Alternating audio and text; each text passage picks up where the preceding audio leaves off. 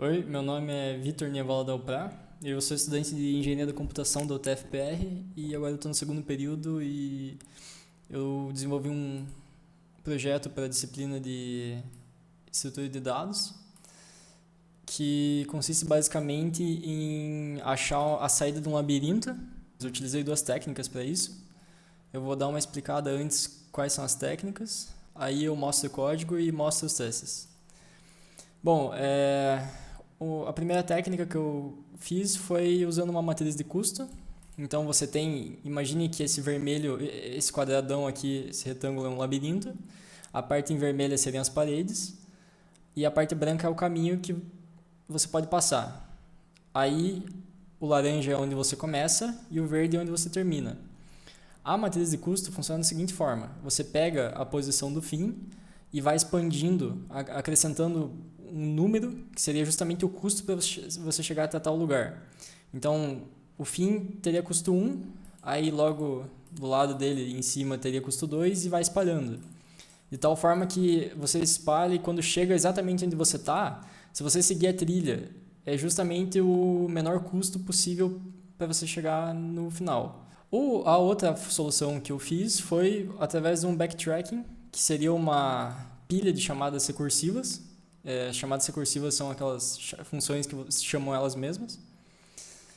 E pelo backtracking é um pouco mais pesado o programa, porque ele acaba testando mais coisas, já que ele não sabe exatamente por onde ir. Então eu quis representar aqui como sendo o caminho que ele achou perfeito, porque eu vou mostrar como eu implementei isso e bem no fim acaba assim. Mas ele basicamente vai tentando os caminhos, ele tenta vir para cá, não deu volta, vai tentando, de tal forma que cada caminho que ele passa e sabe que não dá, ele já vai marcando para saber que ali não precisa passar mais porque não dá certo. Então, quando ele chega no caminho perfeito, ele vai avisar e vai começar a atribuir valor para cada bloco que ele passou. Então, só que como ele começa com o valor em 1 e vai acrescentando, ele fica ao contrário da matriz de custo. Agora eu vou mostrar como que eu fiz o mapa aqui no TXT. Eu fiz em TXT. Então você tem lá o mapa 1 é o menorzinho, 0 são as paredes, C é o começo, F é o fim e asterisco é o caminho que ele pode passar. Aí o mapa 2 eu fiz um pouco maior, o mapa 3 é o maior. Assim, não fica muito legal a vista porque como eu fiz tudo usando o terminal, ele não fica bem visível, mas é só para testar mesmo e ele conseguiu chegar na solução tranquilamente. E o mapa 4 é um médio também. Tá, eu vou abrir o código aqui então. Eu comecei aqui incluindo as bibliotecas, aqui temos os defines de linhas, colunas e o path do TXT, né? Eu fiz essas funções aqui, o protótipo delas. Aqui na main, na função principal, eu chamo essa função lermapa, que basicamente vai abrir aquele TXT e vai atribuir essa matriz de char mapa, vai atribuir exatamente aquilo lá que está no TXT. Como nós temos aqui também uma matriz int inteira, né, nós percorremos o mapa e vamos atribuindo. Se ele acha uma parede, a matriz recebe menos 1. Se ele acha um F, que é o final, a matriz recebe 1. E se ele não acha nem parede nem F, é só asterisco ou C, a matriz recebe menos 2. E aqui ele vai chamar a função para achar o caminho por backtracking. E aqui ele vai estar comentado, claro, porque não vamos usar duas vezes, as duas ao mesmo tempo, mas aqui ele acha o caminho pela matriz de custo. Primeiramente a gente tem essa função aqui, matriz custo, que ela vai percorrer, procurar até achar o final. Quando achar o final vai pegar essa posição, que nem eu mostrei que ela começa no final. Aí vai chamar essa função calcular custo, que é recursiva. Essa função calcular custo recebe o mapa, a posição x e y do final, um int i, que é justamente onde começa o número dela, que é no 1, e recebe a matriz, que já está setada com tudo que precisa. A condição de parada dessa recursividade é ele não atender esses quesitos aqui, que seria ele estar fora do mapa, ou também se ela acabar esbarrando num zero, numa parede. Então ela não vai sobrescrever a parede, ela só ignora. Aí ela chama recursivamente e vai espalhando daquela forma que eu expliquei. Tá, agora a função backtracking aqui, que foi a função um pouco mais difícil de implementar. Essa função ela funciona recursivamente também, né? Ela faz uma pilha de chamadas recursivas e vai tentando achar o caminho. Ela começa perguntando se a posição que você está atualmente é o final, ou seja, é 1. Se for, J recebe 1, J seria a condição de parada dessa recursividade.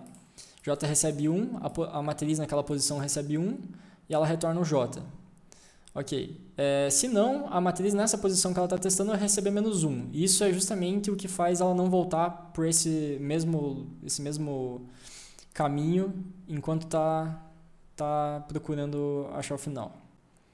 Aí, se não J, ou seja, se o J ainda está 0 e ele não achou o final, ele vai fazer as chamadas recursivas. E se ele achou o final, ele volta aí atribuindo valor na matriz, naquela posição, recebendo I. Como aqui eu passo I mais 1, por isso que ela fica invertida. Então, o final fica com o maior valor, volta até o início ter valor 1. E retorna o J. Aí eu implementei mais outras duas funções, que é o caminho back, que seria o caminho por backtracking.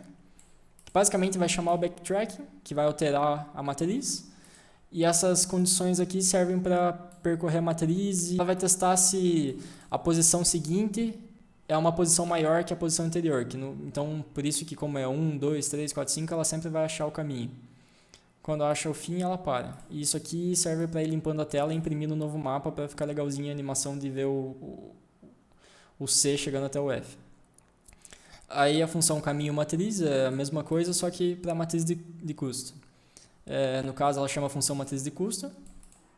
Aí, quando não acabar, ela vai fazendo basicamente a mesma coisa que a função de cima, só que em vez dela procurar um número 1 maior do que o anterior, ela procura um menor, já que o final é o menor e o começo é o maior, né? Eu vou deixar na main a função backtracking funcionando. Vou passar o mapa 4 porque o mapa 3 é um pouco grande e talvez demore. Eu vou passar o mapa 4 mesmo, que tem 15 linhas e 15 colunas. Vou compilar e executar aqui. Ok, como vocês podem ver, não sei se está muito visível, mas o C está passando aqui pelo caminho que ele achou e o objetivo dele é chegar aqui no F. Chegou, beleza, parou o programa. Vou mudar aqui agora para mapa 1. Só para vocês verem, o mapa 1 tem 5 linhas e 5 colunas, então eu vou atualizar isso aqui. Tá indo C, chegou. É pequenininho, então acaba não dando para ver bem. Mas é isso, basicamente era isso que eu queria mostrar.